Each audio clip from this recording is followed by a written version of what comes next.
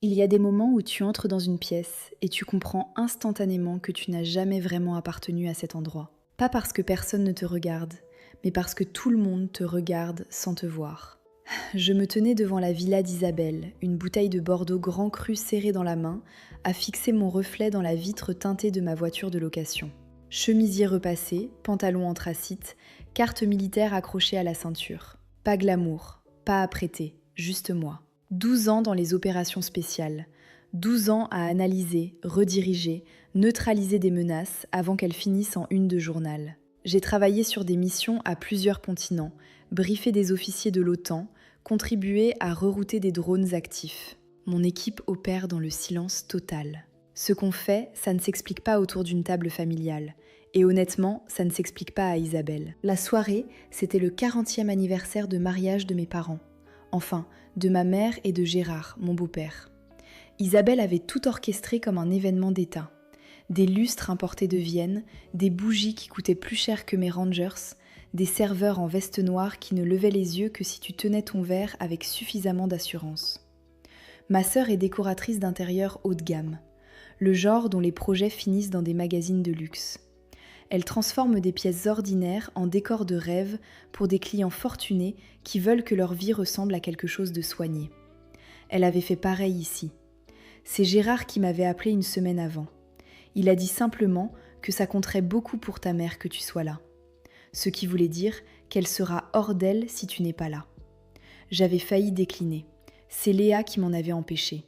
Ma coéquipière, la personne la plus directe que je connaisse. Elle m'avait regardée et dit « Peut-être qu'il ne le mérite toujours pas, Camille. Et pourtant, tu y vas. » Et elle avait raison sur les 2 points. Je n'étais pas là pour impressionner qui que ce soit. Mais quelque chose dans la façon dont Isabelle allait rire ce soir-là, légèrement, comme si ce que je faisais de ma vie était mignon, allait tout changer. La villa d'Isabelle trônait sur une colline en Provence, comme si elle avait toujours su qu'elle appartenait là. Pierre blanche, allée courbe, haies éclairées par en dessous. Le genre d'endroit qui donne aux agents immobiliers des étoiles dans les yeux et aux gens ordinaires l'impression d'être mal habillés. J'ai garé ma voiture entre une Peugeot 308 argentée et une Renault Espace noir, et j'ai soufflé une seule fois avant d'appuyer sur l'interphone. La porte s'est ouverte comme si elle avait minuté les faits. « Camille » a-t-elle dit avec ce sourire calibré, « tu as réussi à venir ?» Son regard a glissé sur ma tenue en une fraction de seconde.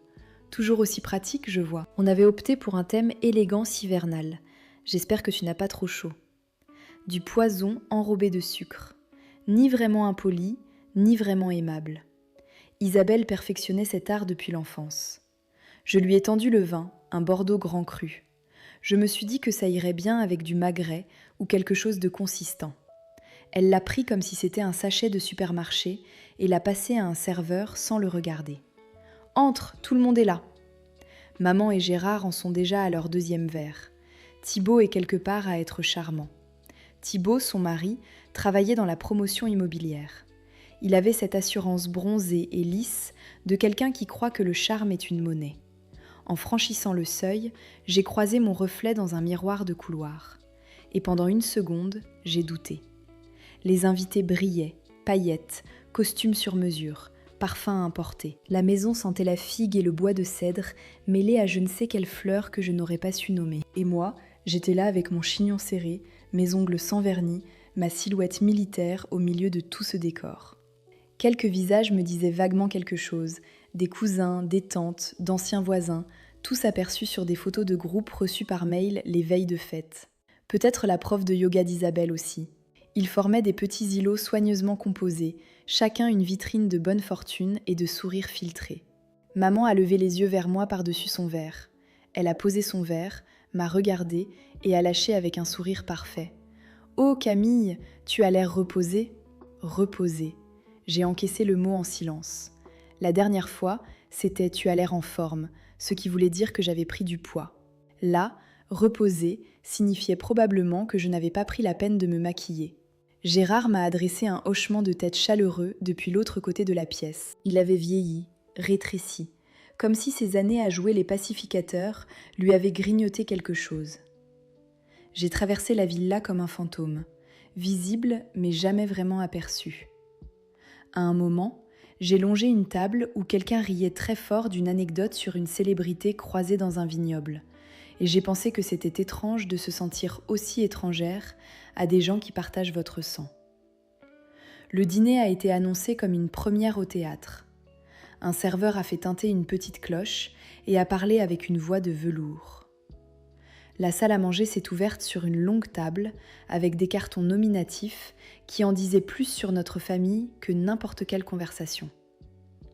Isabelle et Thibaut en bout de table, maman et Gérard à côté, Chloé, la fille d'Isabelle, face à sa mère, évidemment. Mathieu quelque part au milieu, et moi, coincée entre oncle Bernard, qui m'avait un jour demandé si les femmes dans l'armée gardaient des tampons dans leur gilet tactique, et la cousine Pauline, convaincue que les polices de caractère avaient des fréquences vibratoires. Je me suis laissée tomber sur ma chaise et j'ai plié ma serviette lentement. Ce n'était pas un dîner, c'était une mise en scène. Et j'étais la figurante qui ne connaissait pas son texte. Les assiettes ressemblaient à des tableaux. Magret de canard au jus de clémentine, légumes taillés au millimètre, dressage symétrique. Je n'y ai presque pas touché. Pas parce que je n'avais pas faim, parce que je sentais ce qui s'approchait. Isabelle a fait teinter son verre. Le projet de resort de Thibaut vient d'entrer en phase 2, a-t-elle annoncé avec fierté. Et Chloé vient d'être admise en avance à Sciences Po Paris. Bourse complète. Applaudissements, toast. Maman a essuyé une larme en murmurant qu'elle avait toujours su que Chloé était exceptionnelle. Puis Isabelle, avec ce sens du timing de quelqu'un habitué à voler les scènes, a souri doucement et a dit que cette soirée n'était pas seulement pour eux. C'est pour la famille, et on est tellement content que Camille ait pu venir. Toutes les têtes se sont tournées vers moi. Ma fourchette est restée suspendue en l'air. Isabelle a continué, avec ce ton légèrement condescendant qu'elle réserve aux gens qu'elle ne prend pas vraiment au sérieux. Administration militaire, non ? Je n'ai pas scié. Renseignement tactique ? J'ai répondu, net, sans hausser la voix. Je coordonne la stratégie opérationnelle pour des équipes d'opérations spéciales en dehors de nos frontières. Elle a incliné la tête, presque amusée. Donc, des tableurs. Un frémissement de rire autour de la table. Quelqu'un a lancé que j'étais sûrement la raison pour laquelle le ministère des Armées demandait toujours plus de budget. J'ai posé ma fourchette. Le mois dernier, une de mes analyses a permis d'éviter une embuscade au Mali. 0 perte. Ce n'était pas un tableur, c'était un arbre de décision construit sur du renseignement en temps réel, croisé entre plusieurs réseaux. Silence total. Pauline a tenté de rattraper l'atmosphère. Waouh, c'est vraiment impressionnant. Isabelle a pivoté vers Chloé, comme si je n'avais rien dit. On pense à la Toscane cet été, la villa, le vin, les montgolfières, tu vas adorer. Et là, quelque chose en moi a lâché. Ça doit être agréable, j'ai dit sans lever les yeux. Certaines d'entre nous n'ont pas de congé d'été. Le regard d'Isabelle s'est durci instantanément. Eh bien, peut-être que si tu avais choisi une carrière sans tente ni ordre à exécuter. Maman a retenu son souffle, Thibaut a ri, même Gérard a fixé son assiette. J'ai reculé légèrement ma chaise. Je ne reçois pas les ordres, je les donne, et ces ordres sauvent des vies. On aurait pu entendre le lustre. Oncle Bernard a toussé comme pour désamorcer une crise diplomatique. Ce que Camille veut dire, c'est que chaque métier a sa valeur, même ceux qu'on ne voit pas. Je me suis tournée vers lui lentement. Non, je ne cherche pas à dire quoi que ce soit. Vous ne savez tout simplement pas écouter. Je me suis levée, pas sous le coup de la colère, avec la même précision que dans une salle de briefing. « Excusez-moi », j'ai dit, et je suis sortie vers le couloir. J'ai serré la rampe d'escalier jusqu'à blanchir les phalanges. Le marbre sous mes semelles était trop lisse, trop propre, trop faux. Je n'étais pas en colère, j'étais épuisée. Épuisée d'être la note de bas de page, la blague polie, le bruit de fond. La femme dont personne ne pouvait être fier parce que personne ne comprenait ce qu'elle faisait. J'avais redirigé des drones en plein vol grâce à du renseignement intercepté. J'avais traduit des dialectes rares sur des transmissions chiffrées. J'avais regardé des agents étrangers dans les yeux et j'en étais ressortie avec des données classifiées intactes. Mais pour ma famille, j'étais juste Camille, celle qui ne portait pas de talons, celle qui ne rentrait pas dans les albums photos, celle qui n'avait pas sa place. J'ai failli ne pas retourner dans cette salle à manger. Puis la voix de Léa m'est revenue, calme, posée. « Tu n'y vas pas pour eux, Camille, tu y vas pour te rappeler qui tu es. » Alors j'y suis retournée, comme un fantôme qui revient à ses propres funérailles, pas pour leur approbation, pour moi. Isabelle était en plein milieu d'une anecdote sur le jour où elle aurait fait pleurer un sénateur à cause d'un arrangement floral lors d'un gala. Sa voix pétillait. Les invités se penchaient à nouveau vers elle. C'est exactement à ce moment-là que la sonnette a retenti. Un son sec, net, qui a traversé la salle comme un coup de semonce. Isabelle s'est figée au milieu de sa phrase. La flamme des bougies a vacillé. Elle a dit d'une voix tendue qu'on n'attendait personne. Thibaut s'est levé à contre-cœur, ajustant ses boutons de manchette comme si ouvrir la porte dans sa propre maison était en dessous de lui. Puis une voix est arrivée depuis l'entrée, pas celle de Thibaut. Ferme, nette. « Commandant Renard est-elle présente ?» Chaque verre s'est abaissé, chaque tête s'est tournée. Plus personne ne respirait. Je me suis levée lentement. Mes jambes ont bougé avant que mon cerveau comprenne. Je n'avais pas signalé ma présence à la base. Je n'avais aucune mission en cours, aucune raison qu'on me cherche ici. Il est apparu dans l'encadrement de la porte. Uniforme de vol impeccable, bottes silencieuses sur le parquet, mâchoire serrée, épaules carrées. C'était Mathieu, le fils d'Isabelle, mon neveu. 25 ans maintenant, et rien qui ressemblait au gamin maigre que j'avais connu, celui des étés passés sous l'arroseur de jardin et des barbecues du 14 juillet où la viande était toujours trop cuite. Avant, il me regardait comme ça, en coin, discret, toujours attentif quand personne d'autre ne l'était. Ce soir, il n'y avait plus rien de discret en lui. Il a avancé jusqu'au centre de la salle à manger, comme si c'était une piste d'atterrissage, comme si cet espace lui appartenait. Et dans un geste net, sans hésitation, il a levé la main droite et s'est mis au garde-à-vous. Commandant Camille Renard, division du renseignement tactique de l'armée de terre française. Je suis mandaté pour vous transmettre une mise à jour prioritaire. Veuillez m'excuser pour l'interruption. Le temps s'est arrêté, littéralement. La fourchette d'Isabelle est restée en l'air, un morceau de magret de canard au jus de clémentine, en équilibre précaire, comme suspendu entre deux réalités. Ma mère a pâli un coup. Gérard s'est redressé sur sa chaise. Thibaut a cligné des yeux, l'air de quelqu'un qui vient de recevoir une gifle sans l'avoir vu venir. Et Pauline, je crois que c'était Pauline, a articulé silencieusement le mot « commandant », les lèvres à peine ouvertes. Moi, j'ai répondu au salut sans réfléchir. Ma main était stable, mon cœur, lui, cognait fort. « Lieutenant Moreau », j'ai dit d'une voix égale, « je n'attendais pas de liaison terrain ce soir. » Il a baissé le bras, s'est mis au repos, calme comme une surface d'eau avant l'orage. Le colonel Bertrand a souhaité que je remette les documents de briefing en main propre. Il a estimé que ça ne pouvait pas attendre demain matin. Isabelle a retrouvé sa voix la première. « Mathieu, mais qu'est-ce que... Tu ne peux pas débarquer comme ça, c'est un dîner de famille, c'est... » Il s'est tourné vers elle avec respect, sans hostilité, mais sans la moindre excuse non plus. « Je suis en mission, maman. » Puis il a regardé la table, voix posée, presque douce, mais chaque mot pesait son poids.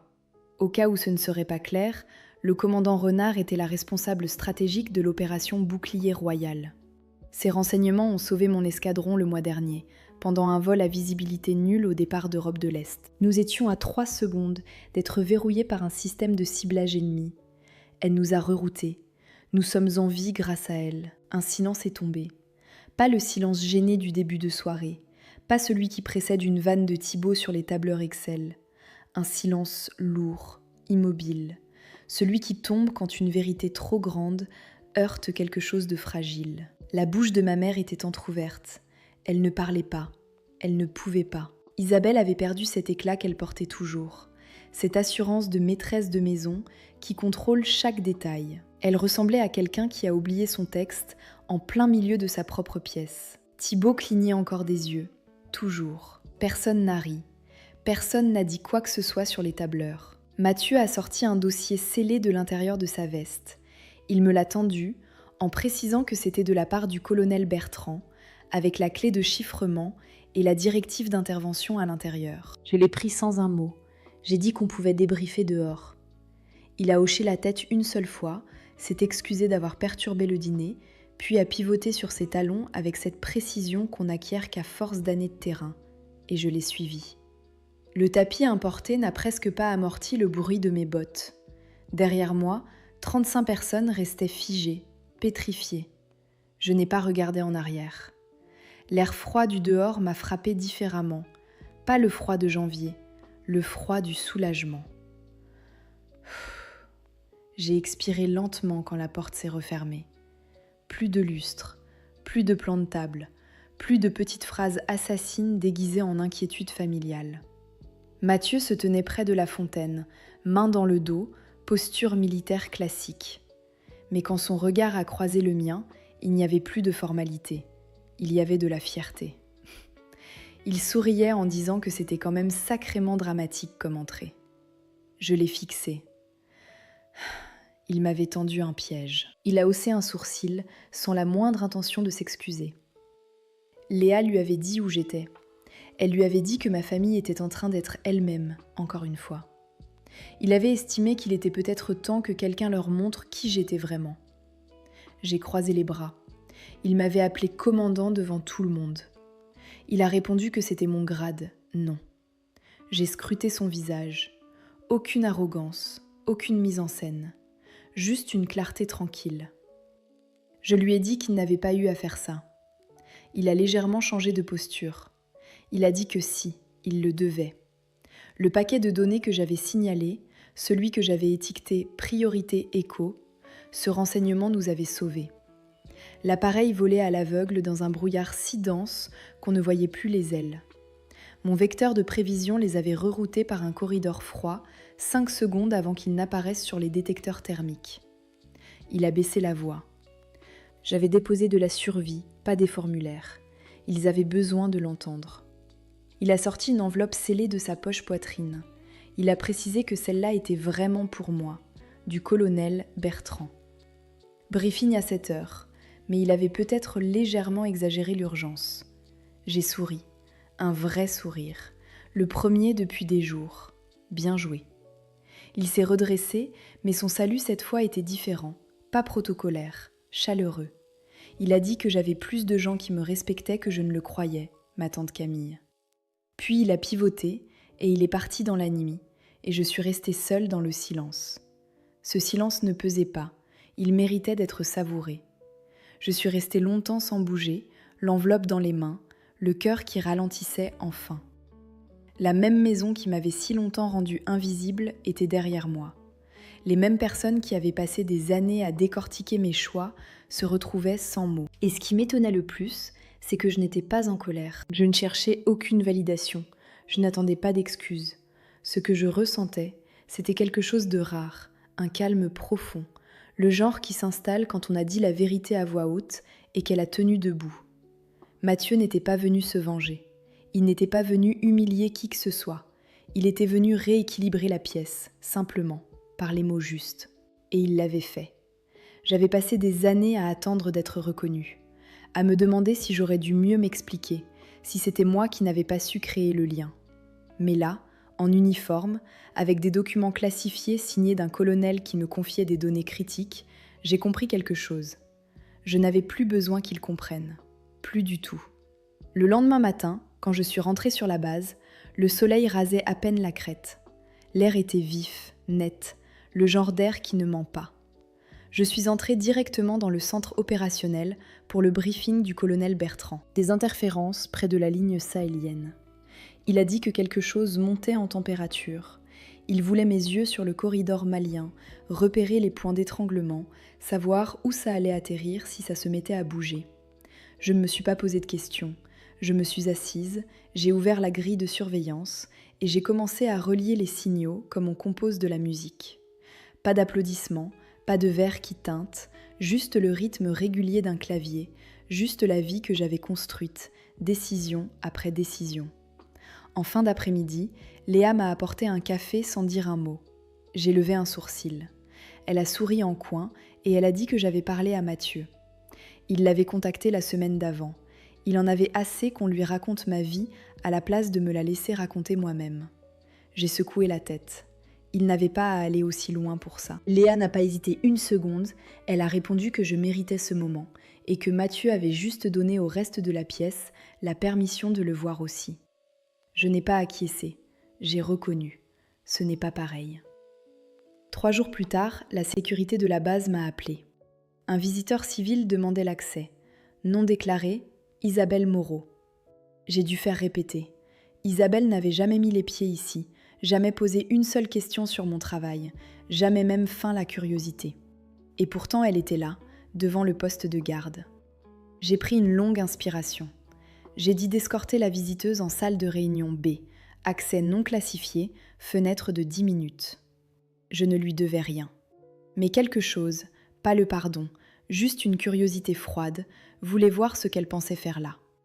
Elle est entrée dans un manteau bien coupé, talons bas, pas de maquillage, cheveux tirés en arrière, sans boucle d'oreille, sans brillante à lèvres. Pour la première fois depuis que je la connaissais, Isabelle avait l'air d'une personne réelle, pas d'une image. Elle s'est assise lentement, mains croisées, avec la raideur de quelqu'un qui n'a pas l'habitude de ne pas savoir quoi faire de soi. Quelques secondes de silence. Puis elle a murmuré qu'elle était désolée. Pour tout. Pour les remarques, pour la façon dont elle m'avait fait sentir, pour avoir traité ma vie comme si elle n'existait pas vraiment parce qu'elle ne la comprenait pas. Ce n'était pas un discours préparé, aucun vernis, aucune stratégie, juste quelque chose de vrai qui sortait maladroitement. Elle a continué. Elle m'a dit que quand Mathieu était entré ce soir-là et l'avait salué, elle n'avait pas compris tout de suite. Et puis quelque chose avait changé, pas seulement dans la pièce, en elle. Je me suis tue. Je l'ai laissée parler. Elle en avait besoin. Et moi, j'avais besoin de voir si elle en était capable. Elle n'avait pas répondu à mes mails parce qu'elle ne savait pas quoi dire. Elle avait supposé que j'avais choisi une vie froide, solitaire. Elle n'avait pas compris que c'était une vie construite, pas une vie fuie. Elle a marqué une pause, les yeux légèrement rouges, et elle a dit qu'elle pensait que c'était moi qui évitais la famille. Mais peut-être que c'était l'inverse. Elle s'est arrêtée là-dessus. Elle n'attendait pas qu'on devienne amis. Elle n'attendait même pas que je lui pardonne. Je veux juste que tu saches que je le comprends maintenant. Elle m'a regardée directement, pas avec ce jugement habituel, pas même avec de la culpabilité, juste avec une honnêteté nue. Je l'ai observée un long moment. Elle semblait plus petite, pas plus faible, mais plus vraie, comme quelqu'un qui a abandonné tout ce qu'il jouait depuis des années. J'ai dit, la voix stable, que je n'avais pas besoin qu'elle comprenne tout, mais qu'elle devait arrêter de réduire. Elle a hoché la tête lentement, pas sur la défensive. Elle a dit simplement qu'elle allait essayer. C'était tout. Elle s'est levée, a marqué une pause, puis elle est partie.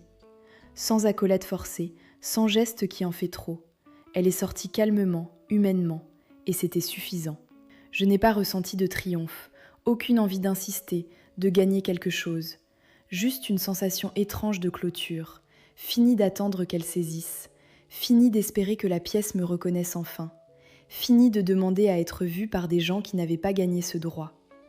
Quelques jours plus tard, j'ai trouvé un petit colis dans ma boîte, pas d'Isabelle, de Mathieu. À l'intérieur, une photo encadrée, lui et moi assis à la cantine de la base, en uniforme, en train de rire comme des idiots. Au dos, il avait griffonné à la main qu'il me remerciait de lui avoir montré ce que le commandement signifiait vraiment, lieutenant Moreau. Je l'ai tenu longtemps entre mes mains, pas pour la fierté, pas pour me rassurer, mais parce que dans cette photo, dans cet instant précis, j'ai compris quelque chose qu'aucune table familiale ne m'avait jamais appris. Commander, ce n'est pas être au centre de la lumière, c'est tenir sa position dans le noir jusqu'à ce que le monde finisse par s'ajuster. J'ai posé la photo de Mathieu à côté d'une autre que je garde depuis des années. Une mission à Djibouti, Léa et moi, couvertes de poussière, les yeux plissés contre la lumière aveuglante du désert, les cheveux attachés, une barre de céréales à moitié entamée posée entre nous sur la table. Toutes les deux en train de rire de quelque chose que personne d'autre n'aurait compris. Ces 2 photos côte à côte racontaient une histoire que ma famille n'avait jamais demandé à entendre. Mais je n'en avais plus besoin.